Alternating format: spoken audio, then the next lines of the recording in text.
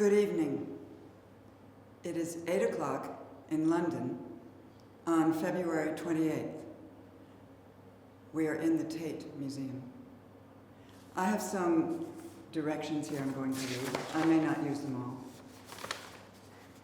Broken symmetry, light, heavy, draw form, the space between, walk, move object. The prop moves you. Draw around your objects. Draw the space between. Turn upside down and sideways. Draw without looking. Show object, tell a story. Artist as anthropologist. Place two ideas side by side. What am I afraid of? Find a scene from a film. Play it. Present your version. Talk a bit about parades, banners, sticks, politics, etc. Feel the weight of your body. Nothing empty. No goal. Raise arms up and down while walking, as in a series of stills in a film. Be aware of others in the space. Move in relation to others. Double your speed. Triple it. Stop. Imagine a floor plan.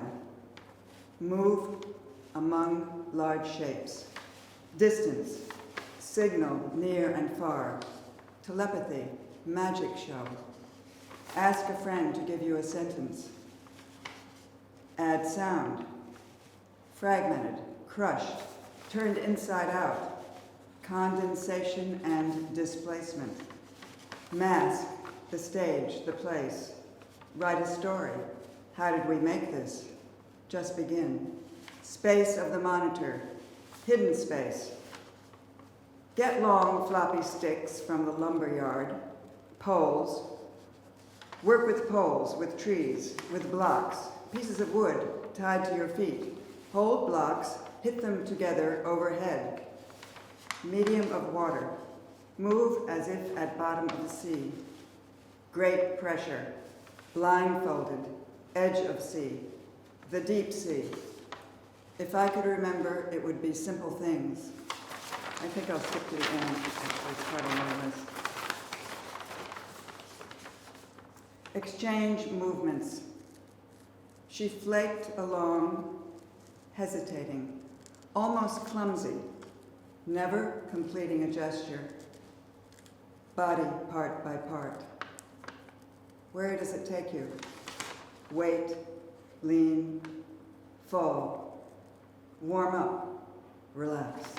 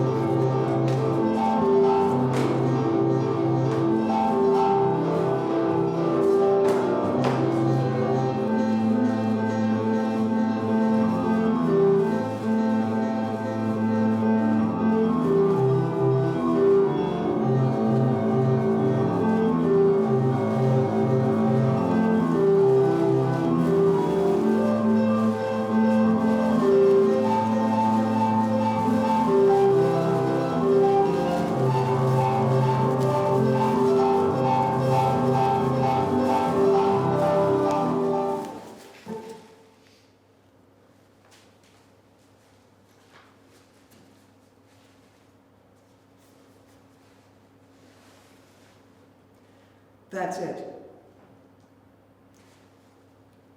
Don't go away. We'll be right back. Joan, firstly, thank you so much. That was beautiful, really beautiful. I was lost in the world you conjured in here. Okay, we're getting comments and questions from people watching all around the world. We've got one, first of all, from somebody called Leanne Bell in London, who wanted to ask you, how do you feel? Do you get nervous even performing without an audience? It's quite a strange experience. Yes, I do. You do? Because the timing is different. You cannot begin a little bit later, and you do it and that's it. There's all those factors. So in this particular instance, there was split-second timing in relation to the video. So, you know, if I did this more than once, I wouldn't be nervous, but this is the first time. How does it compare performing, kind of knowing that people are watching online, compared to feeling the presence? I haven't absorbed that yet, but it's different. The audience, you feel the presence, the warm presence, and here, it's daunting because you know there's people you don't know that are there on the other side of the camera. But I like it. I think it's very interesting. And somebody asked actually specifically about that, watching from Alexandria in Egypt. Are you imagining us watching you? I love to imagine you watching. No, that's to me so exciting. That is the exciting part, that people from all over can watch something. So that's very interesting. How does it compare to the experience of being in your studio when you're performing to camera, which you've done quite a lot, like in your loft? Well, there's not the pressure in my studio performing to the camera. But that's something you do. You've done I do. To rehearse I'm very used this. to performing directly to the camera. So in that sense, it's something that I do always. But performing in this situation, it's not an easy setup. The audience can't see the technology that's involved, which I find interesting. It's complicated. That's a lot of it. Yeah. Somebody's asked a question, how has the audience changed from the 60s to the present? Well, it's gotten well, somebody just said they're in Alexandria, so that never would have happened in the 60s, believe me. The global audience. Although, you know, there were conversations via various devices, but it was a much smaller audience, and it was really depending on which city you were in, so you know, it was very local in that sense. There's a question from Beth Jones in Ohio who asked about the music, actually. Do you collaborate with a composer, and who composed the music? Could you tell us more about it? Yeah, Jason Moran composed the music, and then Ande Sambi composed the songs. And I collaborate. This is music that we developed for a piece I just did, Reanimation. But it's a collaboration because we work it out together, really.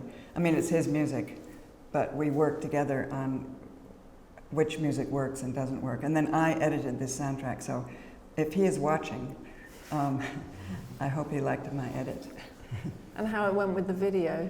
Yeah, well, that Did you pace? It was very deliberate. Orla Smith from Dublin's asked, are you inspired by mid-17th century phantasmagoria, magic lanterns and the macabre? Totally. She thought so. Yeah. And Janine Van Veen asked, is this the first time to do a live performance online? Yes. Yes, you took up our crazy suggestion. I was very, I have to say I was nervous all along. And it put a lot of pressure on me to try. It was a good challenge. And now it's hard to say probably at this moment how you feel about I think I have to absorb it. Yeah. And maybe when you watch it back. Well, yeah, I'm kind of dreading that. It looked good from where I was sitting.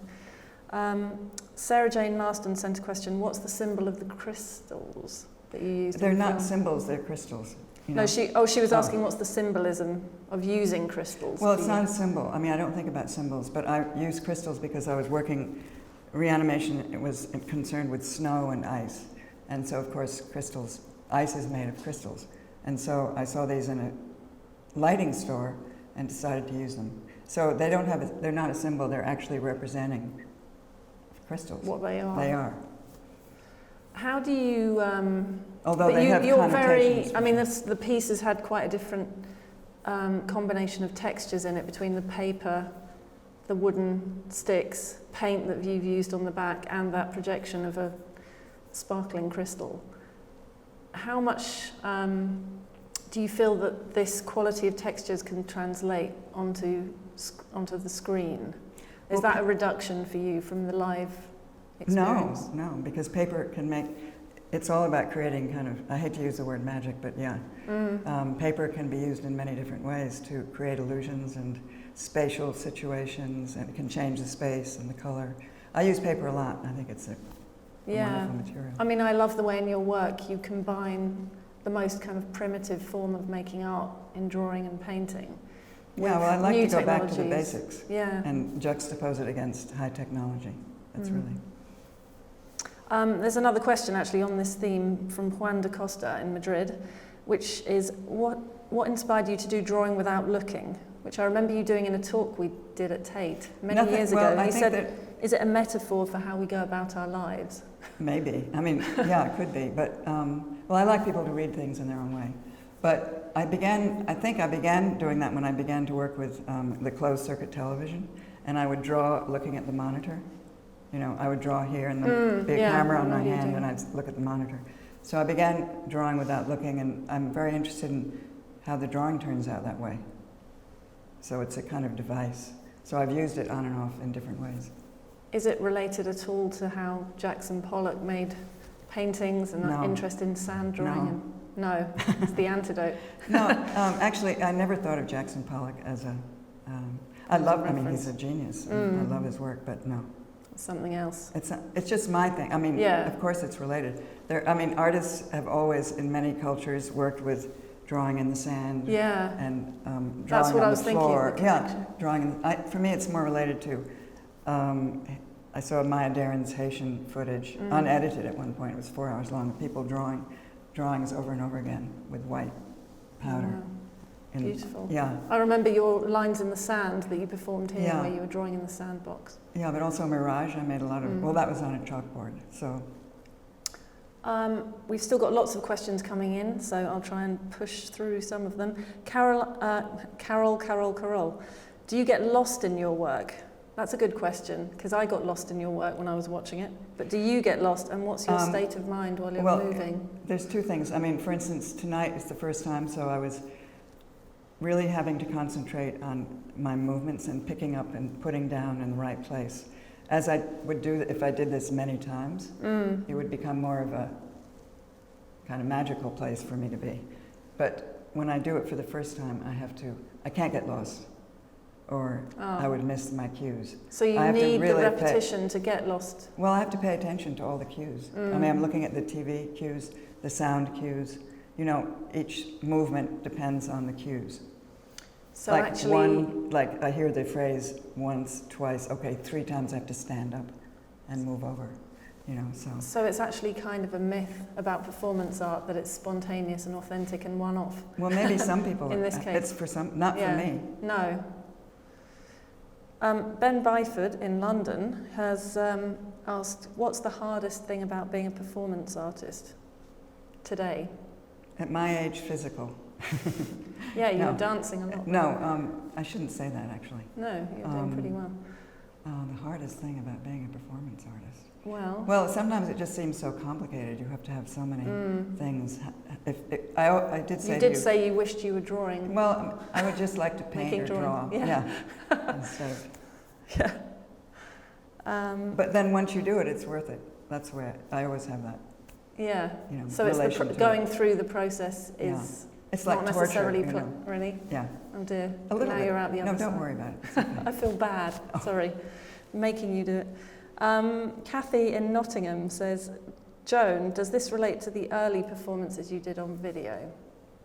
In some way.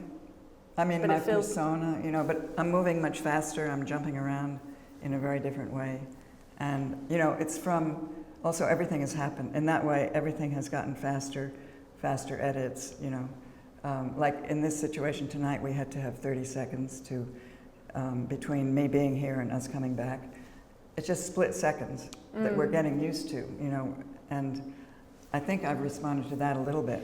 And then I made this video that's very fast moving that I had to perform with. So my early work was slow, and a little bit more languid. Yeah, because you said this is the shortest performance you've ever made, and we were talking about the kind of density of attention online. Somehow, well, shorter you feels feel longer. that you have to keep the audience's attention. Mm. I mean, you could do nothing and keep the audience's attention. There are different ways. Yeah. But so this is my way. Because as you said, people are kind of surfing between different things all the time, so it's a different... But I wasn't really thinking about keeping the audience's attention, but in a way, it's a factor. Yes. Holly Slingsby in London has asked, can you talk about the flatness of digital space in relation to other uses of mediation in your practice? I mean, it kind of relates to what we were saying about the texture of paper and everything, and you did use the different projection surfaces a lot, the things you were holding up. Well, when I first saw this room, I thought it was smaller than I imagined. But yeah, I always try to do, space is something that's always concerned me. So I had to work it out right here in the last 3 days relating to this space. And I've always fought against the flatness. Television is flat. You know, early television was flat. Not like film. Film has depth. So it's something I've always been fighting against, and how to create the illusion of depth. Like when you look at a painting, it's an illusion that you're seeing of depth. So that's the way I think about the flatness. And I don't really, for me, I'm not thinking differently about digital or what came before. But it was always a concern of yours to somehow inhabit and kind of sculpt space within the image, within the flat image. Yeah, I mean, I think that really came across. We have a few more questions coming in. We've got a little bit more time, so do send them in if you've got more. But there's one here from Pedolano Contravento. He's asked, what's the relationship within or between images and paintings? Is painting a point of reference for you? I mean, apart from I've always painting you do. Loved to look at paintings. You know, when I was studying art history, I looked at paintings and sculpture. But so painting in a way, and I use ink and paint and other liquids. That's my painting. I don't ever make a canvas with paint. I don't paint in that other way. So I make linear paintings, but I don't call them paintings. I call them drawings. Yeah, because you've used, as in the juniper tree piece that we've got on display upstairs in the Bigger Splash show, it feels as though actually the ritual of making them is as important as the result. Well, that's how they're made. That. You know, because I make them, and I'm not really thinking about what this is going to look like. So even with these fish drawings, which are so beautiful. No, I mean, I'm trying to do something. But I never. The reason I like to do them in performance is because they come out so strangely. I think, well, it looks as though you know somehow what they're going to look like. Well, I have, I have a sort of a template, and I have a fish book that I look at. But when I'm doing this, I'm not thinking about which fish is this or anything. I'm just. There's a pleasure in doing. I mean, it's a different way of working than making something that looks sort of like the original. It's a further transformation. Alejandro Buena asked, do you feel performance needs to be more in contact with new technologies? I always remember you as the first person I knew who had a BlackBerry smartphone. So you've always, I mean, you were early on using video. Yeah, why not?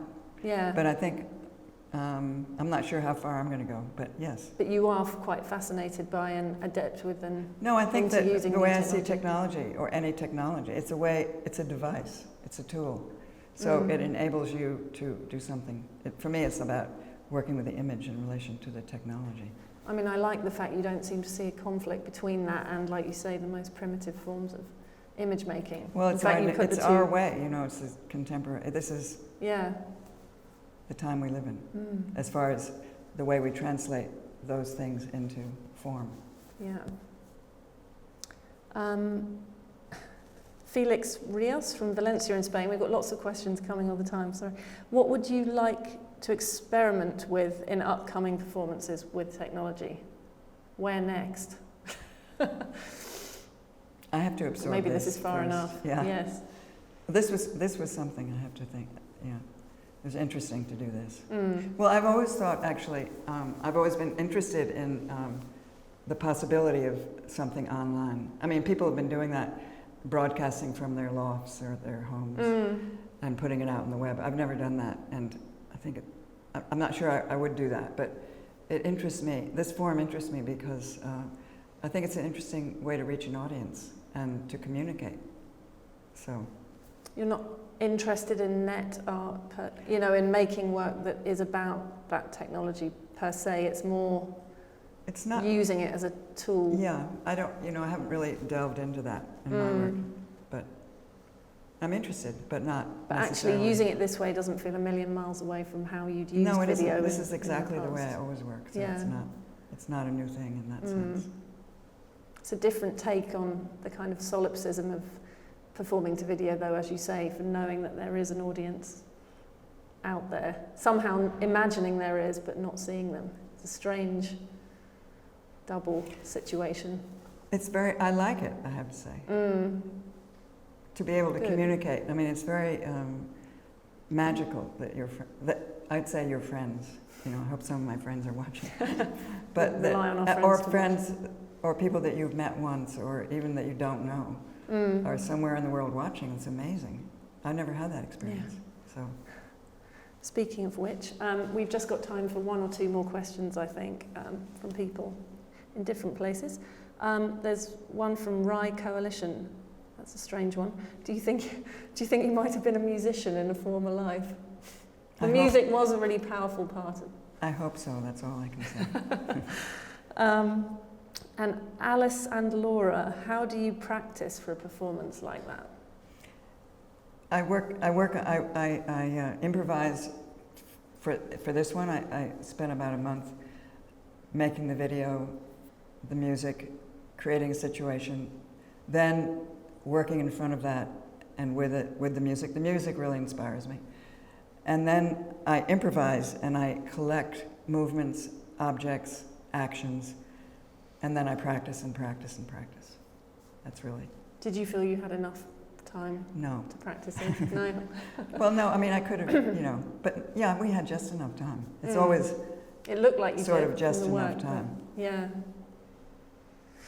I think we've just got time for this one last question now from Wendy Watson, who's asked, do you plan to repeat this performance in places other than Tate? Actually, that's a good question. I mean, would you see yourself making this piece live somewhere, or do you think its record online is... Well, I made it for the television. I didn't make it for people to sit out there and watch. I think it's very different seeing it on the television than to see it in this room, because the effects are for that screen. On the other hand, yes, I would do this again, because I always repeat my performances. I hope I can. Yeah. That you don't mind if I do that. But I'll certainly, I'm interested in this, and thank you for asking me to do this, because it made me make a new performance. So I can carry this through to another situation, I hope. Well, thank you so much. It was beautiful, and I think actually it would be amazing to see it live as well as on screen. And thank you so much to everybody who sent in questions to enable this discussion with Joan to take place. Thank you. Thank you.